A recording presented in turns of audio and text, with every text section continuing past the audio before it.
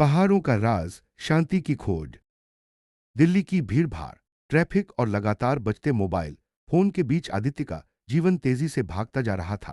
वह एक बड़े कॉरपोरेट लॉ फर्म में काम करता था, जहां सुबह से रात तक फाइलों और केसों का ढेर उसकी मेज पर रहता। बाहर से देखने वालों को लगता कि उसके पास सब कुछ है, पैसा, नाम, गाड़ियां और एक शानदार फ्लैट, लेकिन अंदर ही अंदर आदित्य थक चुका था। रात को एक शाम दफ्तर से लौटते हुए उसकी नजर सड़क किनारे पड़ी। एक पुरानी किताब पर पड़ी धूल और मिट्टी में पड़ी उस किताब का नाम था शांति की खोज। पूर्णुराम। आदित्य ने उसे उठाया और पलटते ही पहले पन्ने पर लिखा मिला, तारांकन, सच्ची शांति वही पाता है जो अपने भीतर के पहाड़ों तक पहुंच सके।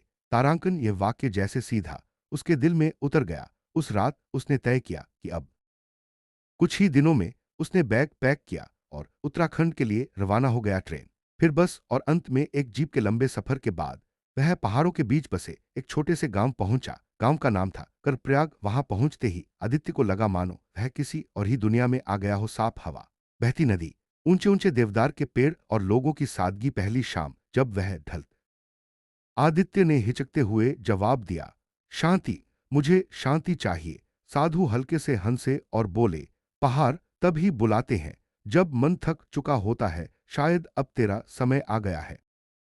गांव में रहते हुए आदित्य ने पहली बार देखा कि जीवन कितना सरल हो सकता है। सुबह लोग खेतों में जाते, दोपहर में सब मिलकर भोजन करते और शाम को गीत गाते। उनके चेहरे पर संतोष था, जबकि उनके पास उतना कुछ नहीं था जितना शहर में रहने वाले के पास होता है। एक दिन गांव की एक छोटी बच्ची ने उससे पूछा, अंकल, आपके पास तो सब कुछ है, फिर भी आप यहाँ? धीरे धीरे उसकी दोस्ती साधु स्वामी हरिदास से गहरी होती गई। एक दिन उन्होंने उसे बताया कि पहाड़ों के ऊपरी हिस्से में एक प्राचीन गुफा है, जिसे लोग शांति का द्वार कहते हैं। कहा जाता है कि वहां जाकर इंसान को अपने जीवन के सभी सवालों के उत्तर मिलते हैं। लेकिन रास्ता कठिन था। घने जंगल, खड़ी चट्टानें और अनजान खतरे। आदित्य ने बिना सोचे हामी भर दी। उसके साथ यात्रा शुरू हुई तो आदित्य को पहली बार एहसास हुआ कि सुकून की तलाश आसान नहीं होती। कभी रास्ते में जंगली जानवरों की आवाजें उसे डरा देती, कभी बारिश और ओले उसकी हिम्मत तोड़ देते। कई बार उसने सोचा कि लौट जाए, लेकिन हर कदम पर उसे लगता कि वह भीतर से हल्का हो रहा है, मानो शहर की सारी चिंताएं पीछे छूट रही हों। 3 दिनों की कठिन यात्रा के बाद वे आखिरकार उस गुफा तक पहुंचे। गुफा का द्वार बड़ा था, लेकिन भीतर एक गहरी शांति थी। कोई आवाज नहीं, बस पानी की बूंदों की धीमी टपक। आदित्य भीतर गया और चुपचाप बैठ गया। उसने आंखें बंद की और पहली बार अपने भीतर उतरने की कोशिश की। अचानक उसे महसूस हुआ जैसे कोई आवाज उसके भीतर से बोल रही हो, तारांकन, तू बाहर तलाश रहा है।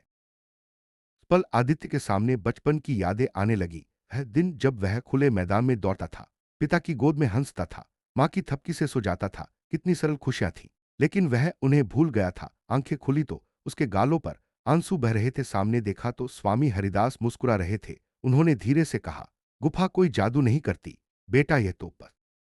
उस दिन आदित्य ने समझ लिया कि जीवन की सबसे बड़ी दौड़ अपने ही मन तक पहुंचने की दौड़ है।